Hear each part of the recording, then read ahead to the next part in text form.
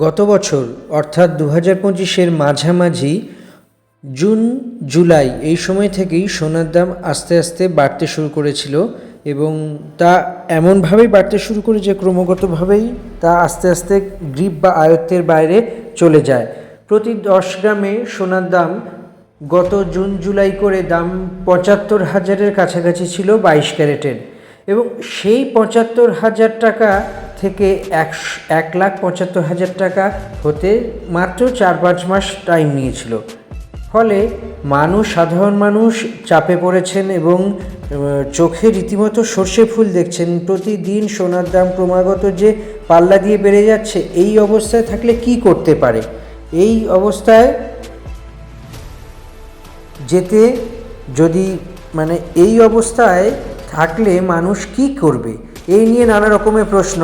কিন্তু এই প্রশ্নগুলোর সবথেকে বড় বিষয় হলো সোনার দাম বেসিক্যালি যেখান থেকে সোনার দাম 1.5 লাখ বা 1,70,000 হয়েছিল, সেখান থেকে কি সোনার দাম একদম পুরনো জায়গায় অর্থাৎ 60-65 লাখে বা 60-65,000-এ ফিরে আসবে? তার প্রশ্ন খুব কঠিন, উত্তরটা অত্যন্ত কঠিন। বর্তমান সময়ে সোনার দামের নাটকীয় ওঠাপড়া শুরু হয়ে যাচ্ছে। 2025-এর শক্তিশালী রিটার্ন দেওয়ার পর নতুন বছরেও এই সোনার দাম ঊর্ধ্বগতি অব্যাহত দেখতে পাওয়া গেছে। জানুয়ারি মাসে মাল্টি কমোডিটি এক্সচেঞ্জ অর্থাৎ MCX-এ 10 গ্রাম সোনার দাম রেকর্ড পাওয়া গিয়েছে 1,80,789 টাকায় পৌঁছে গিয়েছে, যা বিনিয়োগকারীদের কাছে অত্যন্ত খুব গুরুত্বপূর্ণ বিষয়। তবে এখন এই ঊর্ধ্বগতির দিক কিছুটা থামতে পারে। বাজার বিশ্লেষকরা মনে করছেন যে সোনার দাম নিম্নমুখী হচ্ছে এবং আগামী দিনে আরও বেশ কিছুটা নিম্নমুখী হবে। গত শুক্রবার সোনার দাম ছিল 10 গ্রাম সোনার দাম ছিল 24,500 টাকা এবং তা কমে গিয়ে 13% কমে গিয়েছে এবং পরবর্তীকালে সেই দাম হয় 1,56,200 টাকা। সোনার দামে পতন 16 ফেব্রুয়ারিতেও দেখা গিয়েছিল। এর জেরে সোনার দাম হয় 1,54,937 টাকা, অর্থাৎ বেশ কিছুটা কমেছে। টানা অস্থিরতা সোনার বাজারের যে বাজার মূল্য এবং তা ক্রমাগত আস্তে আস্তে জল্পনা সৃষ্টি করছে। বহু বিনিয়োগকারী এবং সাধারণ ক্রেতার মনে একটাই প্রশ্ন, সত্যি কি সোনার দাম 1 লাখ টাকার নিচে নেমে আসতে পারে? সাম্প্রতিককালে এই দাম পতনের একটা সম্ভাবনা জোরভাবেই দেখতে পাওয়া গেছে এবং জোর সম্ভাবনা দেখতে পাওয়া গেছে। বিশ্লেষকদের মতে গুরুত্বপূর্ণ কারণে সোনার দাম সংশোধন দেখা যেতে পারে। আন্তর্জাতিক বাজারে চাপ, বিশ্ববাজারে সোনার দাম কমলে তার প্রভাব দেশীয় বাজারেও পড়বে। মার্কিন ডলারের শক্তিশালী অবস্থান থাকলে সাধারণত সোনার দাম চাপে থাকে। 2, সুদের হার বৃদ্ধি। যদি বড় অর্থনীতির দেশগুলোর সুদের হার বাড়ায়, সেক্ষেত্রে বিনিয়োগকারীরা সোনা ছেড়ে বন্ড বা অন্যান্য আর্থিক সম্পদও খুঁজতে পারেন। অন্তত সম্ভাবনা সেই দিকেই যাচ্ছে। শেয়ার বাজারে স্থিতিশীলতা। শেয়ার বাজার ভালো পারফর্ম করলে অনেক সময় সোনার চাহিদা কমে যায়, ফলে দামও নেমে আসে। Profit booking. দীর্ঘ সময় ধরে দাম বাড়ার পর বিনিয়োগকারীরা লাভ তুলে নিয়ে বাজারে বিক্রির জন্য চাপ দিতে থাকেন সমস্ত কিছু। 1 লক্ষ টাকায় নামা কতটা বাস্তবসম্মত এবং বর্তমানে দামের তুলনায় 1 লক্ষ টাকায় নেমে আসাটা সত্যি বড়সড় পতন বলেই মনে করে বাজার বিশ্লেষকদের মতে। এমন পতন সম্ভব নয়, তবে নির্ভর করবে আন্তর্জাতিক বাজারের ওপর নির্ভর করবে এবং ডলারের গতি প্রকৃতি, টাকার সঙ্গে ডলারের সম্পর্ক ইত্যাদি। এই সমস্ত কিছুই নির্ভর করবে আগামী দিনে সোনার দাম কোথায় যাবে। তবে যেটা মনে হচ্ছে যে সোনার দাম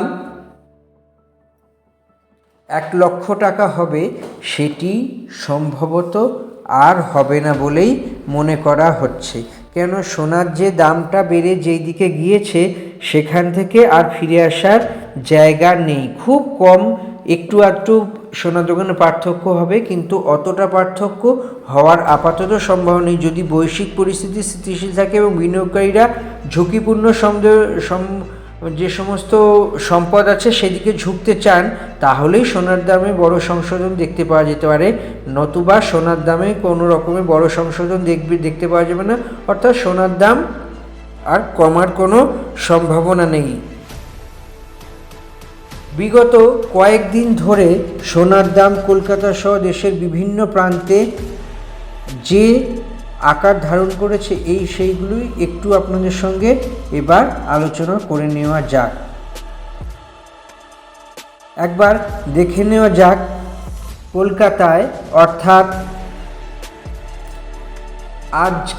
আজকে অর্থাৎ 18ই ফেব্রুয়ারি কলকাতায় সোনার 18 ক্যারেট সোনার 1 গ্রামের দাম হলো 11,565 টাকা, যা গতকালে ছিল 11,556 টাকা, অর্থাৎ কোনো পরিবর্তন হয়নি। অর্থাৎ এই যে 18, 22 এবং 24 ক্যারেটে গতকালের যা দাম ছিল, গতকাল অর্থাৎ 17ই ফেব্রুয়ারি যা দাম ছিল 18ই ফেব্রুয়ারিতে, সেই দামের কোনো পরিবর্তন হয়নি। প্রতি গ্রামে গ্রামে আগের থেকে দামের একই দাম আছে, দামের কোনো পার্থক্য ঘটেনি। 17 আর 18তে দামের কোনো পরিবর্তন হয়নি। তো আমরা চলে যাচ্ছি 16তে। 16 ফেব্রুয়ারি কলকাতায় 10 গ্রাম সোনার দাম 15,644 টাকা, যা আগের দিনের থেকে 130 টাকা কমেছিল, এবং সেক্ষেত্রে 22 ক্যারেটের দাম 14,340 টাকা, আগের দিনের থেকে 120 টাকা কমেছিল। 15 ফেব্রুয়ারি 10 গ্রাম 24 ক্যারেট সোনার দাম 15,775 টাকা, যার কোনো দামের পরিবর্তন হয়নি, এবং 22 ক্যারেট সোনার 10 গ্রামের দাম ছিল 14,460 টাকা। এবং 14ই ফেব্রুয়ারি সেটির দাম ছিল 15,775 টাকা, এবং বেড়েছিল 197 টাকা। 24 ক্যারেট সোনার 10 গ্রাম এবং 22 ক্যারেট সোনার 10 গ্রামের দাম ছিল 14,460 টাকা, বেড়েছিল 180 টাকা। 13ই ফেব্রুয়ারি 24 ক্যারেট সোনার 10 গ্রামের দাম ছিল 15,578 টাকা, কমেছিল 262 টাকা। আর 22 ক্যারেট সোনার 10 গ্রাম দাম ছিল 14,280 টাকা, কমেছে 240 টাকা। 12ই ফেব্রুয়ারি 10 গ্রাম সোনা 24 ক্যারেট সোনার দাম ছিল 15,840 টাকা, কমেছিল 262 টাকা। আর 22 ক্যারেট সোনার 10 গ্রামের দাম ছিল 14,280 টাকা, কমেছিল 240 টাকা। 11ই ফেব্রুয়ারি 15,960 টাকা ছিল 24 ক্যারেট সোনার দাম, এবং 82 টাকা বেড়েছিল 10 তারিখের তুলনায়। এবং একই সঙ্গে 22 ক্যারেট সোনার 10 গ্রামের দাম ছিল 14,630 টাকা।